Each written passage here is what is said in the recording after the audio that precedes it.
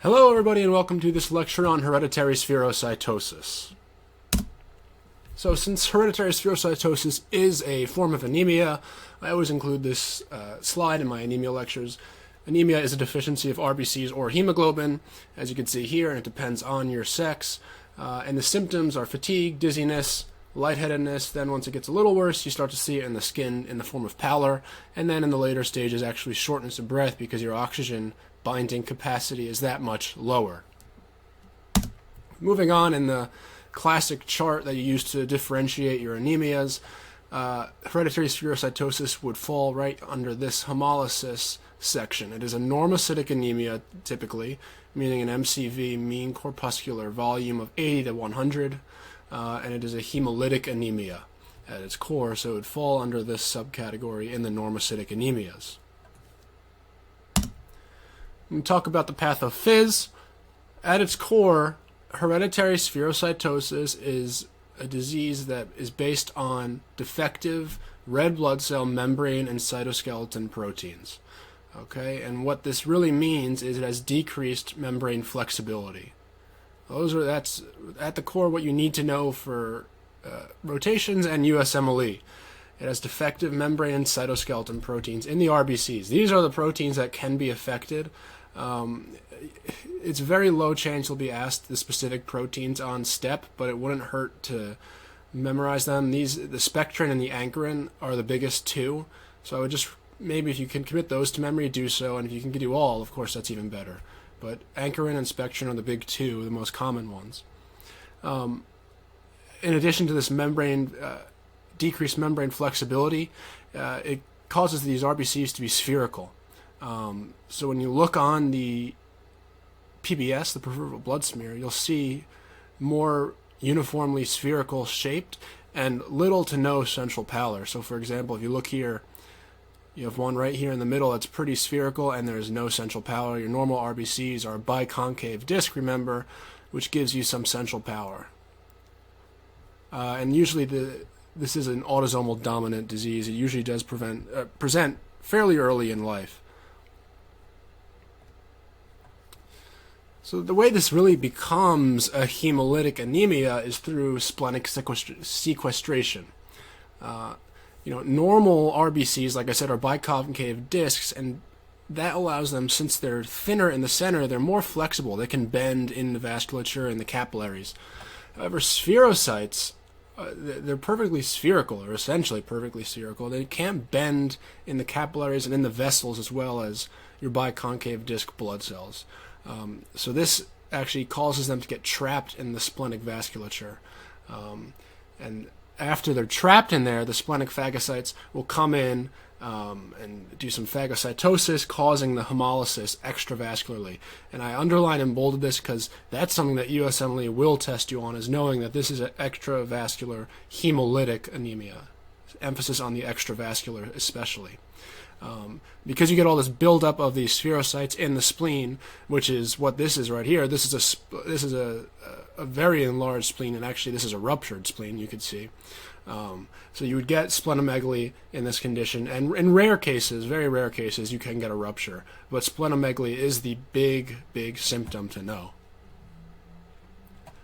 In regards to the rest of the symptoms, because it's a anemia, of course, you have the symptoms of anemia that we touched on. Your pallor, your lightheadedness, dizziness, those types of things. But remember, since it's a hemolytic anemia, you're going to have jaundice. Right? So that's what this guy has on the right here. This is a pretty severe example, but you start to see it first in the whites of the eyes, the sclera of the eyes, the mucous membranes. If you were to see inside the mouth, those are where you'll see it first, typically. And then it usually starts towards the head and then moves down. So the further down in the body it is, usually the worse the condition. But this is jaundice. And that's from, of course, the indirect or the unconjugated bilirubin that builds up because of the hemolysis, right? Splenomegaly, which we discussed on the previous slide. This is a CT scan where you can see here's the liver, here's the spleen. The spleen is a lot bigger than the liver here. It actually goes past down into the pelvis almost, you can see down here. So that's a huge spleen. In an aplastic crisis via parvovirus B19, this is kind of an interesting tidbit that can be tested on USMLE. There's a relationship between hereditary spherocytosis and parvovirus. It's not totally clear what that is, but these people seem to be more susceptible to parvo, and as you know, if you studied microbe already, parvo can cause an aplastic anemia, an aplastic crisis. So that's a little more pronounced in these people if they were to get parvo and have this side effect of the parvo.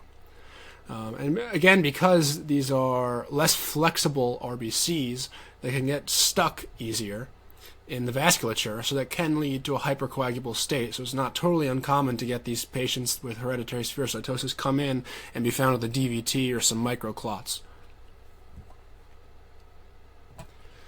Moving on to the labs and the testing, the basic labs that are going to really, be on your CBC and some of the other things you might order. Remember we said it's a normocytic MCV, it's a normocytic anemia, so you have a normal MCV. And here's one, the MCHC, which is the mean corpuscular hemoglobin concentration. This is part of the CBC, but it's seldom really used in practice. But this is one of the rare cases where it can be very useful. And this is an increased in spherocytosis. Basically what it means is the ratio of hemoglobin to the size of the RBC. So the total volume to hemoglobin ratio is going to be altered in spherocytosis, which causes an increased MCHC.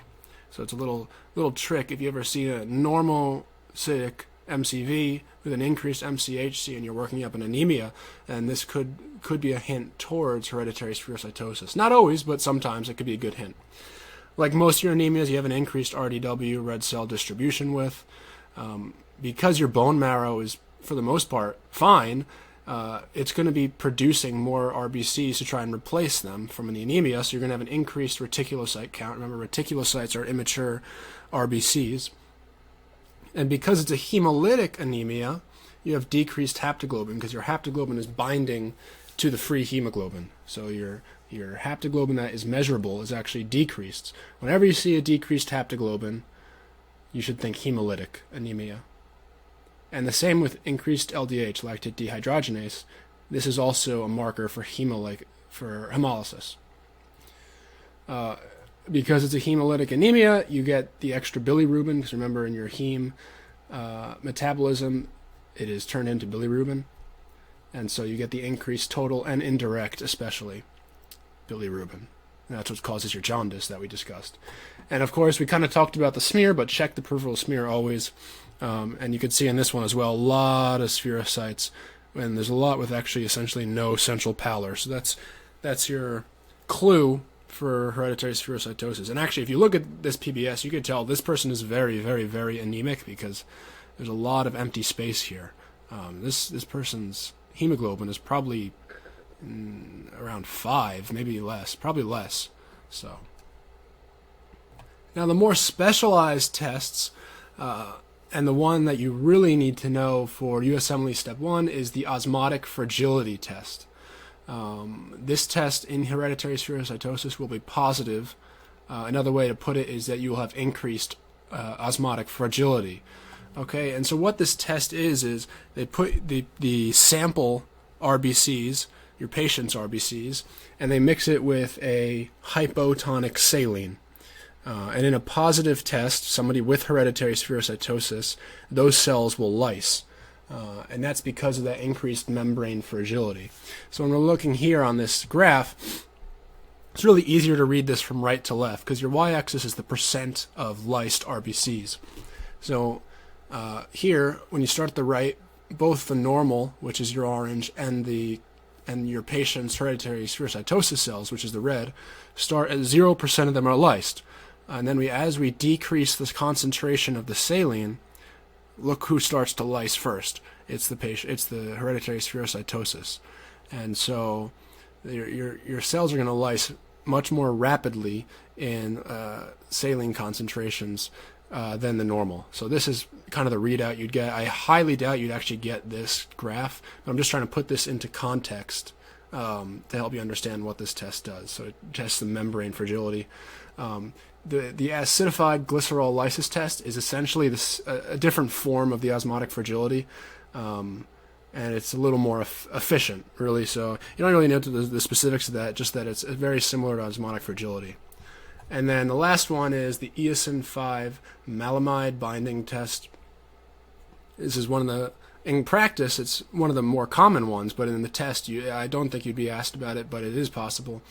Essentially, it's they put some dye onto the cells, and depending on how much binds to some of those proteins that we discussed that are affected, it'll give you a readout of the binding capacity of the dye, and there you go. At certain capacities, you can know whether or not you have hereditary spherocytosis.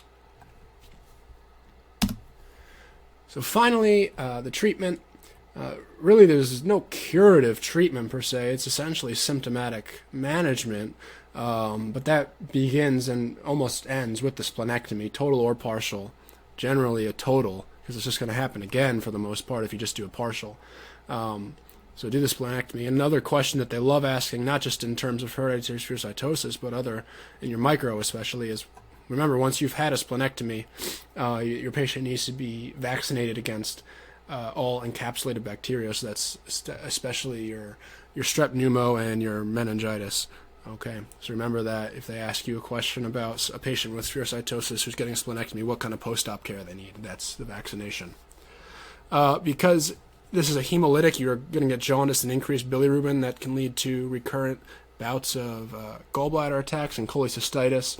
So sometimes a symptomatic cholecystectomy is necessary.